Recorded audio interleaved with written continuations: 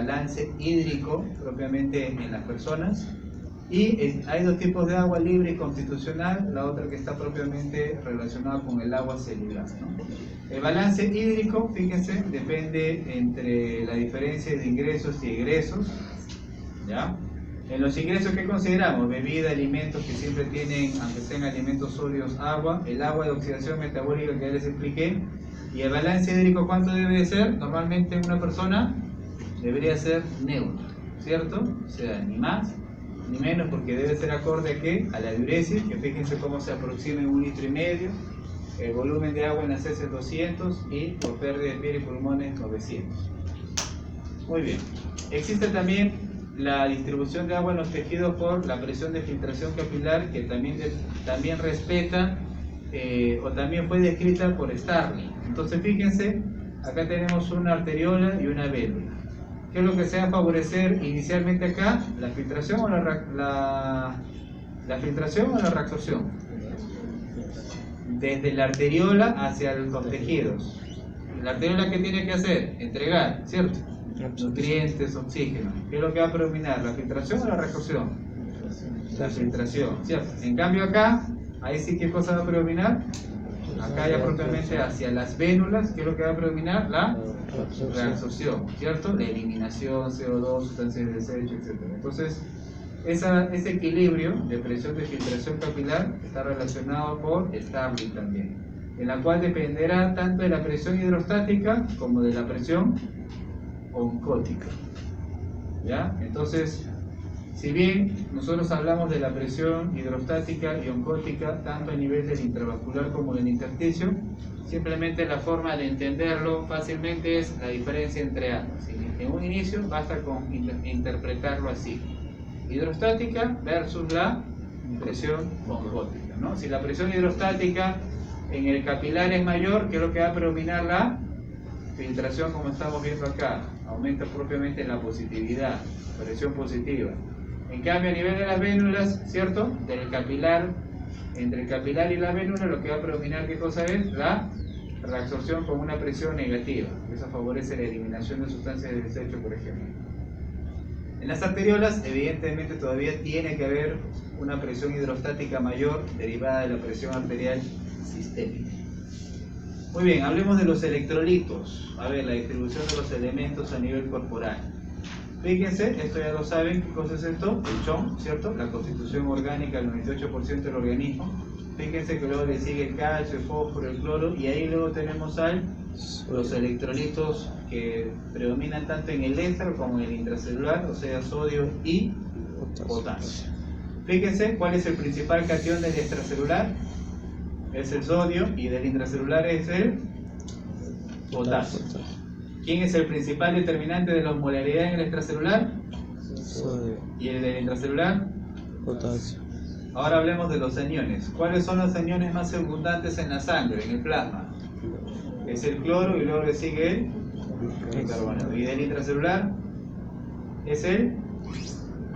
¿Quién es el principal anión del intracelular?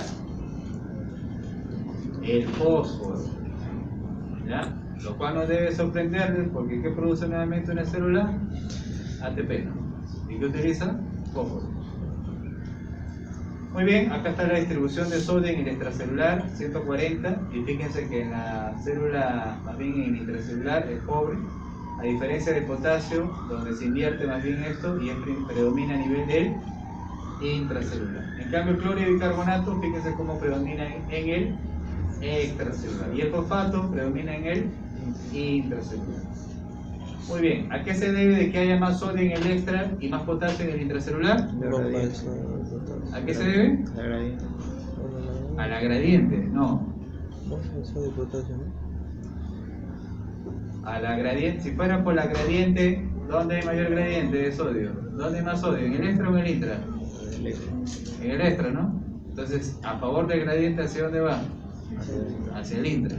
Entonces, ¿cómo eso me explica? Pues, claro, por gradiente química tiende a ir al intracelular. Pero la pregunta, ¿cuál fue?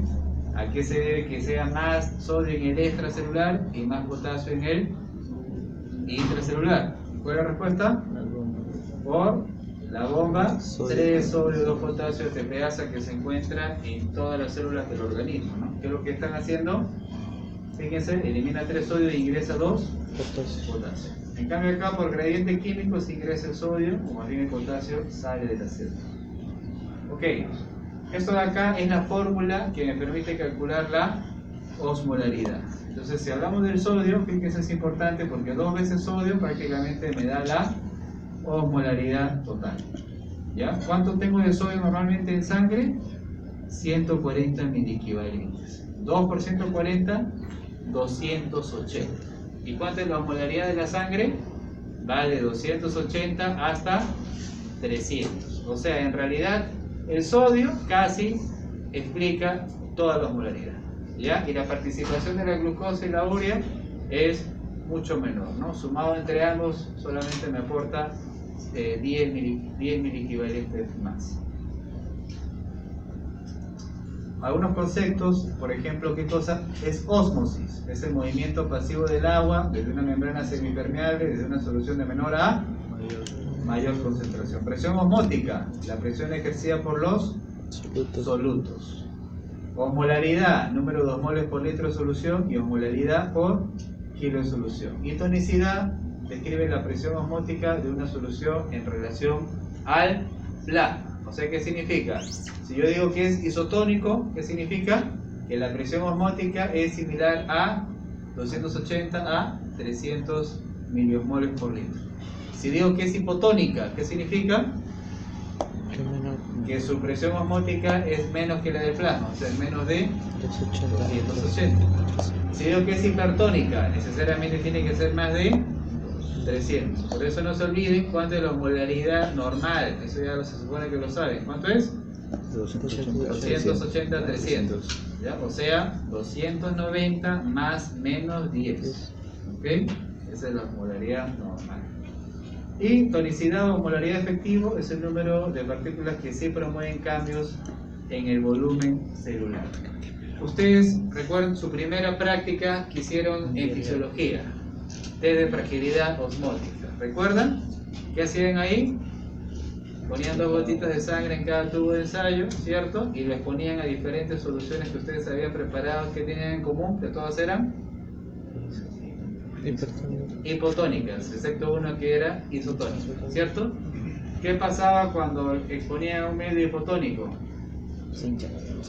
Bajo principio de ósmosis. Bajo principio de ósmosis, ¿qué es? Otra vez. El movimiento del agua. ¿Y de dónde va? De menor a mayor concentración. Entonces, si estamos en un medio hipotónico, ¿hacia dónde se dirige? De menor a mayor. Menor porque está en el medio hipotónico fuera del eritrocito, y habrá más en el eritrocito, entonces de menor a mayor ingresa el agua, ¿cierto?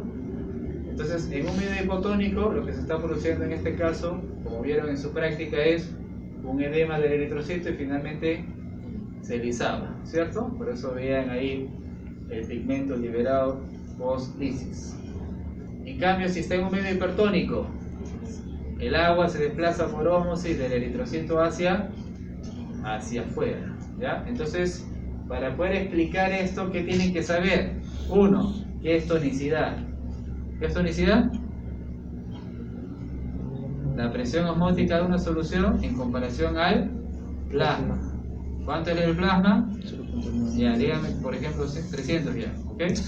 Ya, si es 300, isotónico es igual, pues, ¿no? ¿Qué es isotónico? El cloruro de sodio, por ejemplo, al 0,9%, ¿no? Que es el cloruro de sodio que se utiliza para hidratar a cualquier paciente en el mundo. En cambio, hipotónico, ¿qué significa? Que la solución es de menor osmolaridad, ¿cierto? O sea, no es menos, es mucho menos de 300, ¿ya? Mucho menos. Y hipertónico, lo contrario, mucho más de 300, ¿ya? Ok, entonces hay que saber que es tonicidad, que es ósmosis. ¿Ósmosis qué es? El movimiento del agua, nada más. Y esto de acá son justamente, si seguimos hablando de sodio, fíjense, hay que también aprender a convertir el sodio. ¿Ya? Hay que aprender a convertir el sodio desde milimol a gramos de sal. ¿Cómo vamos a hacer eso? Simplemente hay que recordar las fórmulas. Por ejemplo, las constantes de conversión parten, por ejemplo, del cálculo de la molaridad. ¿Ya? Entonces, ¿qué significa? Hay que recordar, por ejemplo, qué cosa es un mol. Entonces, ¿qué cosa es un mol? Es el peso molecular de una sustancia que se expresa en gramos. Acá está. Ejemplo. A ver, empezamos con sal. Ahora que está... todo médico tiene que saber justamente, ya que es una parte de recomendación dietaria, hablar de la sal, ¿cierto? En cuanto a la restricción de sal de los alimentos o cuánto de sal contiene el alimento que están consumiendo, procesado, etcétera, que es de donde principalmente procede. Entonces, cuando ustedes vean los etiquetados, van a ver ahí que dice gramos o tiene milimoles, ustedes tienen que hacer la conversión. Si aplicamos la fórmula a 6 gramos de sal, ¿cuánto tendríamos? 6 entre el peso molecular, ¿cuánto es? 58. O sea, ¿cuántos moles tenemos ahí? 0,10 moles. Como una mole equivale a 1000 milimoles, entonces 6 gramos de sal, ¿cuánto tendrá? En conclusión, 0,10 por 1000 tendrá 100 milimoles. Y ya está, 6 gramos equivale a 100 milimoles. Si lo hacemos en sentido opuesto, o sea, transfórmame de milimoles a gramos de sal. Entonces simplemente empezamos de acá, moles, aquí, milimoles, perdón. Primero lo convertimos a moles, 50 entre 1000. Y luego, una vez que tenemos los moles, multiplicamos por su peso molecular y luego obtenemos los gramos de sal. ¿Ya? Entonces, ¿qué es lo que hay que recordar al final? La fórmula de molaridad. Muy bien. Ahí tienen para recordar a qué se debe el peso molecular, ¿cierto? En cuanto a sodio 23 y cloro 35, el del potasio es 39. Acá está el sodio, fíjense. La suma de protones y neutrones justamente es lo que da el peso molecular. Y balance de sodio. Muy bien, hasta ahí lo vamos a dejar, ¿ya? Vamos a continuar la próxima clase. ¿Tienen alguna pregunta?